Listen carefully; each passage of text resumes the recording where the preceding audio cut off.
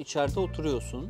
Otomatik pilota bağlı. Yüzeye çok yakın kayalıklar var. Bu kayalıkları haritadan okuyup onları direkt pas mı geçiyor? Yoksa radarla okuyup tespit edip onun etrafından mı dolaşıyor? Bizde radar yoktu. Mesafe gittiğimiz için zaten açık denizlerde böyle bir sığlık olma şansı yok. Onun dışında eğer sen de örneğin bir körfezi, ciddi bir denizi geçtikten sonra bir yere yaklaşıyorsan 2 tane program var. Bir hava programı Windy. Onu takip ediyoruz. Ve 99.9 havayı tahmin ediyor ve birebir çıkıyor. Bir de Navionics. Bütün karadaki, denizdeki fenerleri, kayalıkları, özel durumları, özel alanları, yasak alanları hepsini zaten online bir şekilde sana veriyor. Burası askeri bölge. Burada batık var, burada kayalıklar var. Sen de ona göre dikkat ediyorsun. Anladım.